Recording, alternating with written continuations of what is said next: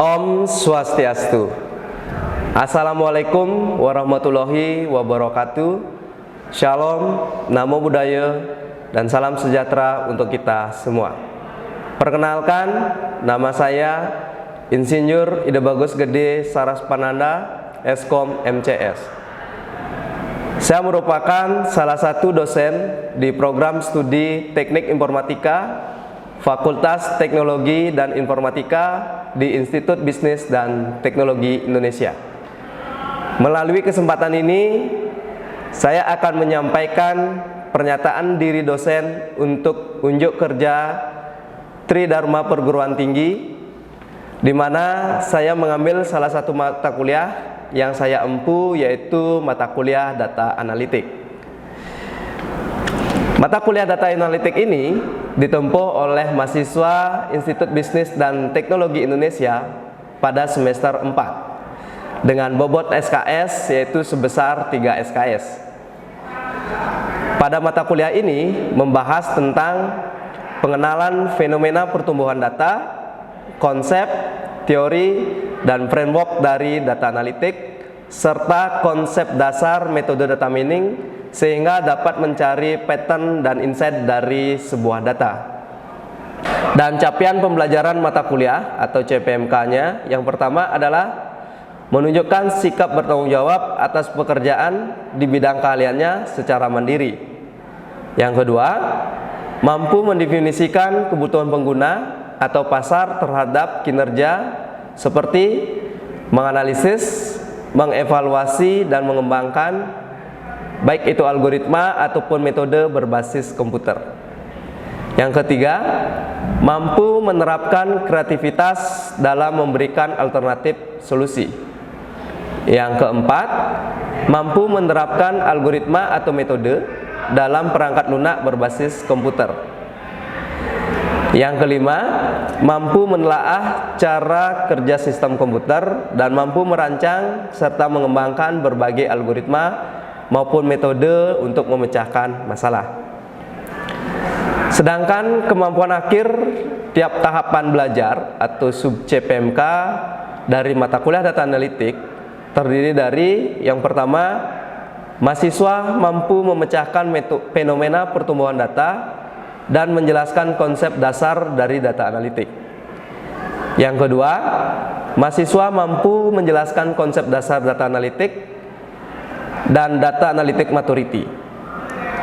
Yang ketiga, mahasiswa mampu menjelaskan baik itu konsep, teori, framework aktivitas dari data analitik secara mandiri. Yang keempat, mahasiswa mampu mencari pattern dari data yang kompleks dan mengambil kesimpulan dari data secara mandiri. Yang kelima, mahasiswa mampu memodelkan fenomena dari data, prediksi dari data, dan konsep data mining secara tepat. Yang keenam, mahasiswa mampu memahami konsep dasar metode analitik dan menyelesaikan studi kasus dengan menerapkan metode analitik secara mandiri. Yang ketujuh, mahasiswa mampu menyelesaikan studi kasus dan mempresentasikannya. Pelaksanaan mata kuliah data analitik ini dilaksanakan secara tatap muka dengan metode pembelajaran yaitu diskusi dan ceramah.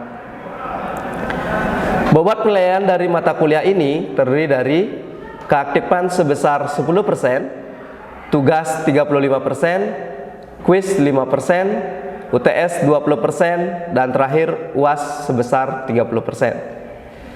Selanjutnya akan disampaikan cuplikan perkuliahan dari data analitik. Selamat siang semuanya. Oke, gimana kabarnya? Baik ya. Oke, jadi hari ini merupakan pertemuan 4 mata kuliah data analitik gitu ya. Jadi minggu lalu kita telah belajar di pertemuan ketiga. Ada yang masih ingat nggak? Kira-kira di pertemuan ketiga kita belajar tentang apa? Kita overview dulu deh. Ya. Kira-kira kita belajar tentang apa? Ada yang masih ingat? Ya, kamu Adi, silakan.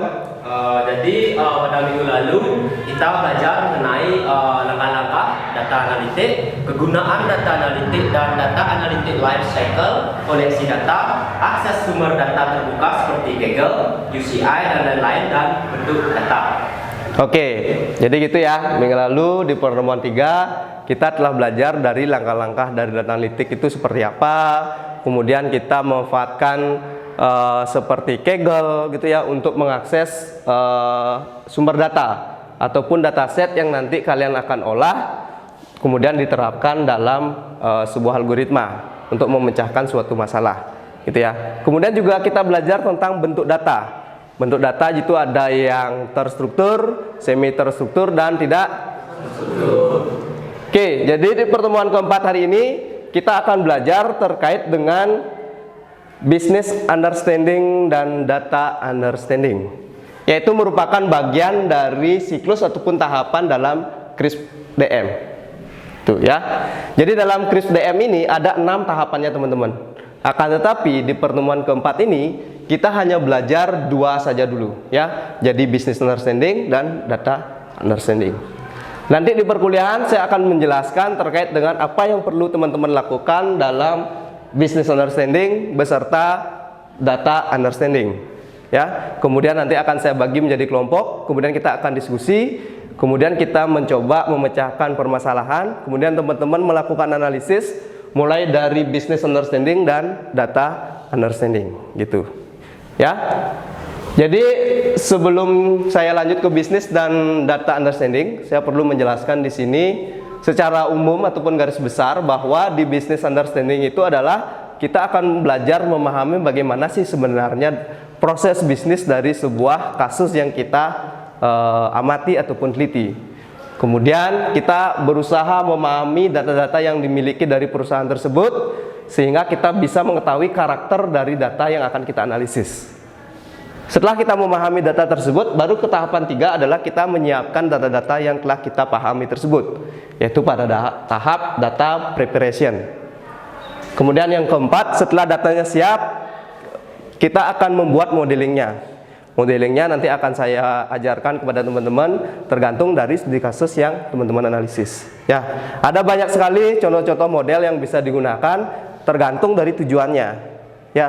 Terkadang suatu model tersebut bisa saja baik dan bisa saja kurang tepat, itu tergantung dari karakteristik dari data yang teman-teman miliki. Sehingga teman-teman harus bisa menganalisis data, kemudian mencari sumber dan referensi, kemudian sehingga bisa memetakan dalam modeling yang tepat. Ya. Setelah dilakukan modeling, teman-teman lakukan evaluasi agar tahu hasil dari model yang diterapkan, kemudian dilakukan deployment, gitu ya. Mulai dari cross industry standard for data mining, gitu ya. Jadi sebenarnya CRISP DM ini sudah lama sekali teman-teman.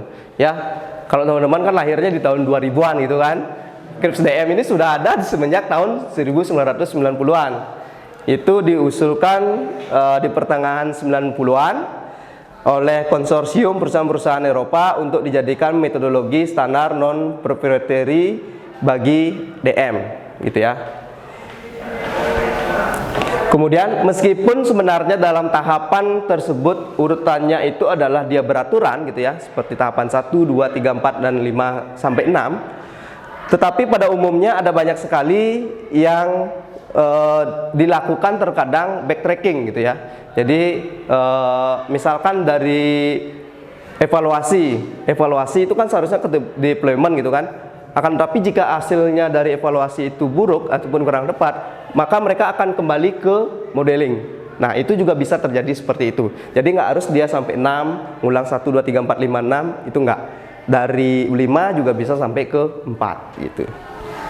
Oke, saya akan mulai untuk yang tahapan pertama, yaitu business understanding gitu ya. Ada yang tahu nggak kira-kira pemahaman kalian dulu deh, kira-kira apa yang bisa kalian pahami terhadap business understanding?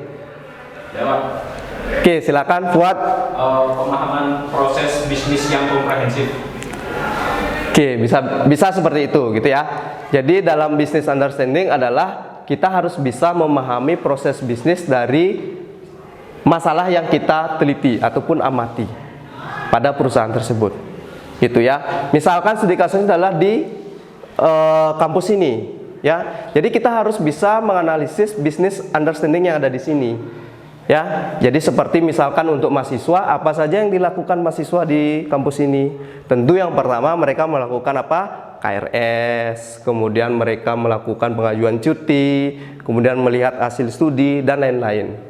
Gitu ya. Kemudian berapa mereka bayar SPP, kemudian dan seterusnya. Itu yang harus teman-teman pahami. Jadi business understanding ini adalah elemen kunci dari kajian DM. Karena ini merupakan dasar untuk mengetahui secara pasti untuk kajian tersebut dilakukan, gitu ya. Jadi ini poin kunci ataupun poin dasar yang harus teman-teman lakukan ketika melakukan business understanding ini, ya. Jadi teman-teman harus bisa paham. Kalau teman-teman gagal di dalam business understanding, saya yakin selanjutnya pun pasti akan kurang tepat karena teman-teman tidak bisa menganalisis dari business understanding yang akan teman-teman analisis di perusahaan tersebut, gitu ya. Kemudian muncul pertanyaan teman-teman, apakah nanti misalkan kalau teman-teman kurang pemahaman terhadap menganalisisnya pada suatu tempat tersebut, misalkan nih di rumah sakit, sedangkan pemahaman teman terhadap dunia medis itu kan kurang, gitu kan. Nah, lantas bagaimana caranya? Ya, teman-teman bisa melakukan penggalian data, penggalian proses bisnis itu melalui stakeholder yang terlibat di sana, baik itu melalui wawancara, kemudian penggalian data dari prosedur yang ada di sana. Artinya teman-teman yang melakukan penggalian data untuk mengetahui business understanding sesuai dengan tujuan yang akan teman-teman lakukan, gitu ya.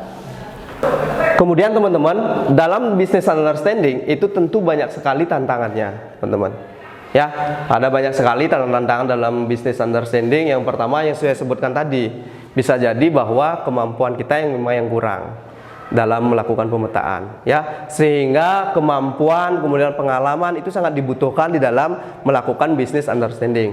Ketika misalkan kemampuan teman-teman sudah melakukan analisis yang pengalamannya sudah bertahun-tahun bekerja pada bidang ini, ya saya yakin pasti akan lebih cepat melakukan analisis dan bisa lebih tepat hasil analisisnya, gitu ya. Kemudian juga ada stakeholder yang terlibat di lapangan. Jadi mereka terkadang bisa terjadi saling melempar pekerjaan, sehingga teman-teman juga akan mengalami kesulitan dalam melakukan analisis business understanding ini, gitu ya. Itu beberapa tantangan ketika melakukan business understanding, teman-teman, ya. Oke, dari sana, dari di business understanding, sekarang saya akan bertanya kepada teman-teman, ya. Dari hasil pemaparan saya, sekiranya teman-teman bisa memahami nggak kira-kira apa yang harus dilakukan dalam business understanding, ya? Bisa nggak kira-kira? Gimana? Bisa nggak? Bisa? Nah, jadi apa yang harus dilakukan dalam business understanding secara garis besar? Apa? Ya, Ari? Menentukan objek dari bisnis, menentukan tujuan dan teknis, dan membuat rencana proyek. Oke, jadi betul lah. Itu tahapan yang memang harus teman-teman lakukan dalam business understanding. Jadi yang pertama adalah apa, Rik?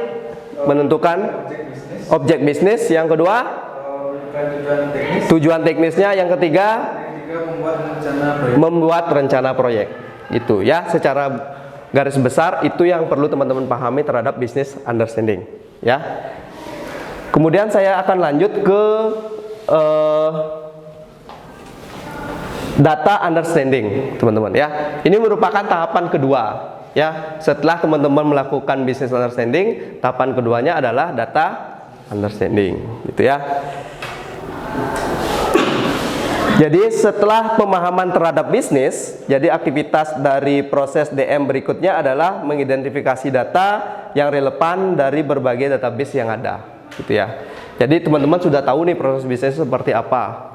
Kemudian teman-teman harus bisa memahami data-data yang berkaitan terhadap hasil analisis dari bisnis proses yang teman-teman analisis.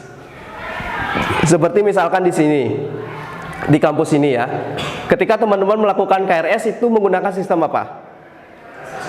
SADS kan? Kemudian kalau teman-teman mau lihat nilai ataupun dosen menginput nilai itu adalah menggunakan sistemnya yang namanya adalah siput gitu misalkan. Ya itu harus teman-teman pahami data understandingnya. Ya, berapa ada database-nya, kemudian field-nya apa saja, itu yang teman-teman harus pahami sehingga nanti bisa teman-teman memecahkan permasalahan sesuai dengan permasalahan yang ada di perusahaan tersebut, gitu ya. Jadi beberapa poin kunci ya yang harus saya jelaskan kepada teman-teman di dalam melakukan identifikasi data dari fase pemilihan data ataupun data understanding ya.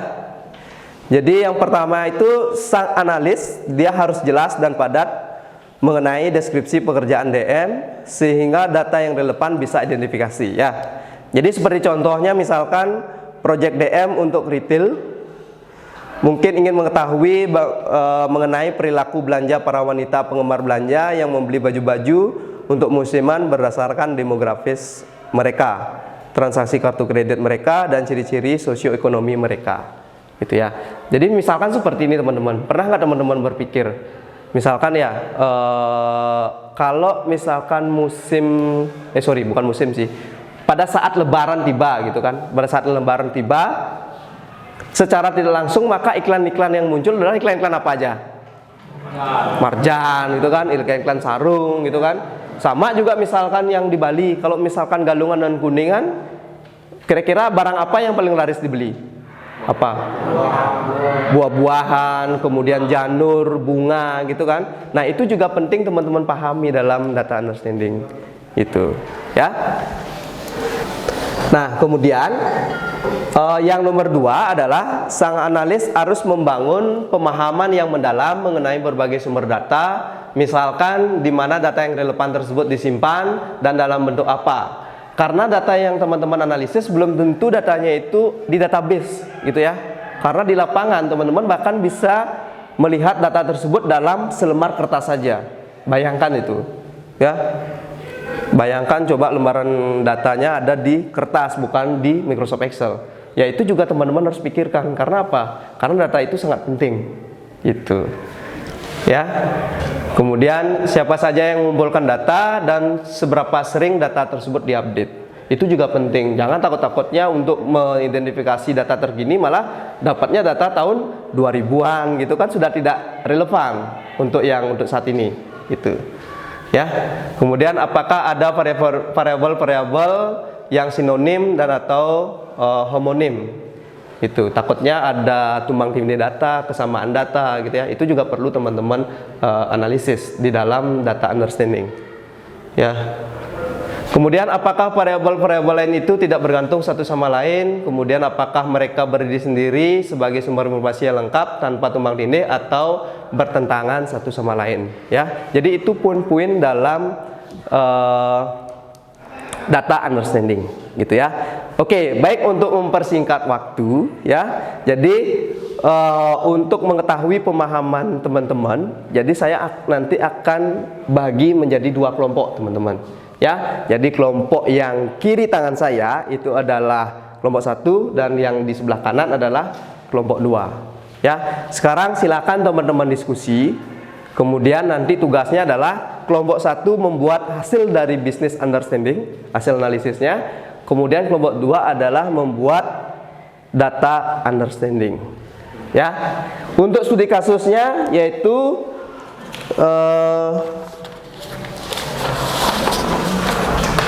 menemukan pola dari mahasiswa yang lulus tepat waktu pada Universitas Suka Belajar. Ya, studi kasusnya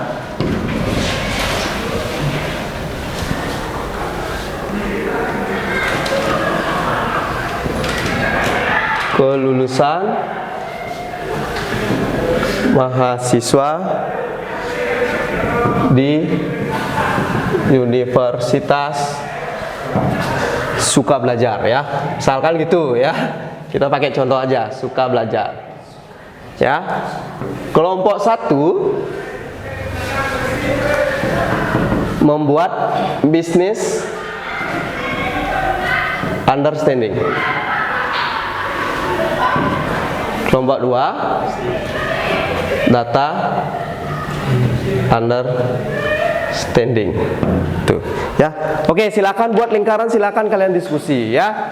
Silakan diskusi kira-kira apa yang bisa dibuat untuk menentukan ini. Jadi tujuannya adalah, tolong diperhatikan teman-teman, jadi tujuannya adalah menemukan pola dari mahasiswa yang lulus tepat waktu atau tidak ya.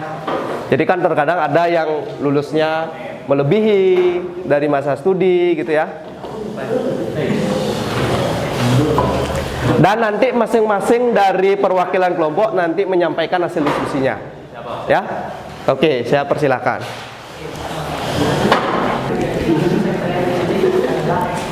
Dapat apa data understanding ya? Iya, Pak. Jadi data yang berkaitan terhadap kelulusan apa, misalkan IPK, kemudian masa studi dari setiap mahasiswa, itu yang perlu kalian analisis kan? Itu.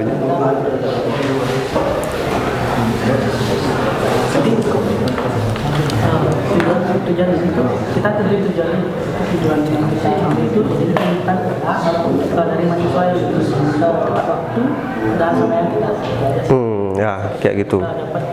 dapat masalah apa sih yang dari antara mahasiswa itu, jadi biar kita bisa melihat mahasiswa ini lulus tepat waktu. Ya, treatment ataupun langkahnya nanti untuk mencapai tujuan itu seperti apa, kayak gitu juga kalian perlu analisis gitu ya. Kira-kira udah terbayang? Oke. Oke, sudah kira-kira sudah? Sudah? Nah, kelompok 1 udah, kelompok 2 gimana? Udah? Oke, jadi silakan kembali menghadap ke depan. Ya. Jadi kelompok 1 sudah punya jubirnya, juru bicaranya? Sudah, siapa? Ari. Oke, Ari. Kelompok 2? Yakli ya, oke, Yakli ya. Oke, sesuai tahapannya ya. Jadi kita mulai dari business understanding, yaitu di kelompok 1. Oke, silakan Ari menyampaikan hasil diskusinya. Berdiri. Ya. Oke Pak, jadi dari materi yang Bapak sampaikan, kita mengambil business understanding. Jadi contoh kasusnya itu seperti yang Bapak berikan, yaitu kelulusan mahasiswa di Universitas Sukabelajar. Jadi begini Pak, permasalahan yang kita temukan pada universitas itu salah satunya itu Budi, yang dimana Budi ini selaku rektor di Universitas Sukabelajar. Katakanlah Budi gitu misalkan ya. Budi. Terus. Jadi setelah itu permasalahan yang kita temukan yang kedua itu Universitas Sukabelajar memiliki masalah besar karena rasio kelulusan mahasiswa setiap angkatannya itu sangat rendah. Itu Oke, ada masalah. ya. Masalahnya apa tadi? Jadi rasio kelulusan mahasiswa di tiap angkatannya itu sangat rendah. Oke, ya. Terus? Jadi setelah itu Budi selaku rektor ingin memahami dan membuat pola dari profil mahasiswa yang bisa lulus tepat waktu dan tidak lulus tepat waktu. Oke, pola profil dari mahasiswa tersebut. Ya, oke, lanjut.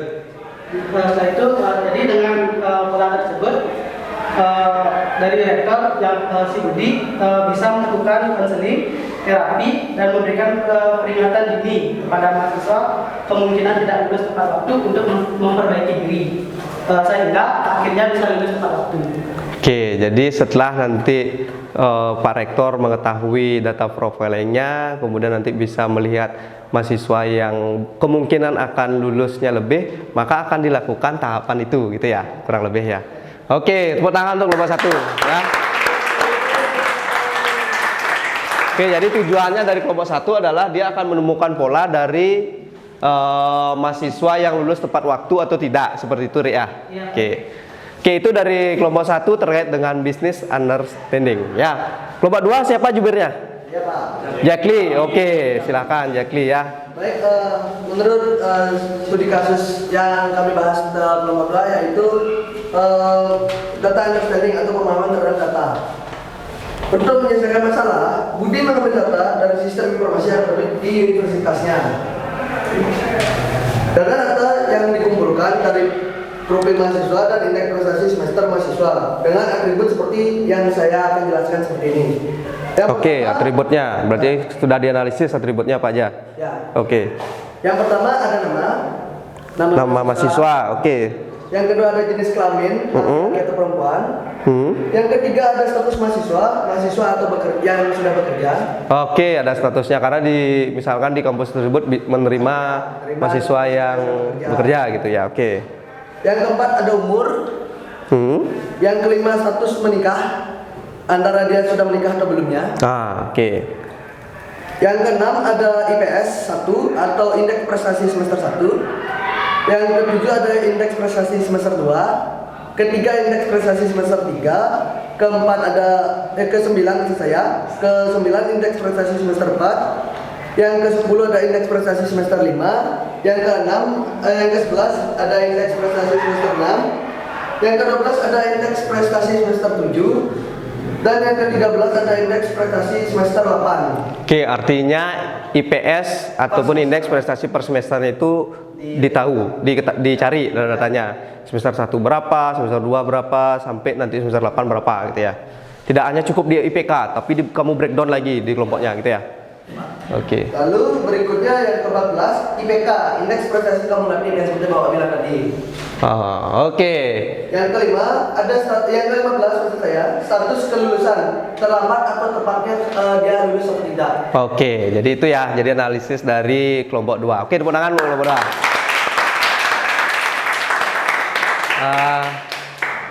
Oke, jadi dari hasil analisis saya terhadap apa yang disampaikan dari masing-masing kelompok, saya kira untuk pemahaman dari teman-teman, saya rasa sudah cukup untuk business understanding dan data understanding, gitu ya.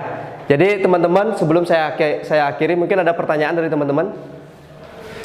Karena di pertemuan 4 kita hanya belajar terkait 2 ini saja. Nanti akan kita lanjutkan di minggu depan. Itu terkait dengan siklus dari KRIPS DM ini, ya. Ada pertanyaan? Izin bertanya, Pak. Oke, silakan. Mengapa business understanding dikatakan sangat penting di tahap awal dalam memulai data mining, Pak? Oke, jadi tadi saya sempat menyebutkan ya bahwa business understanding itu sangat penting di awal gitu ya.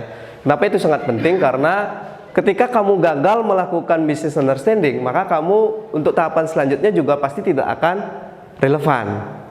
Gitu ya. Misalkan nih, saya suruh kamu sekarang ke Renon gitu kan. Ke Renon ini kan lewat di sini Kotara itu. Tiba-tiba kamu dari sini sudah belok ke kiri.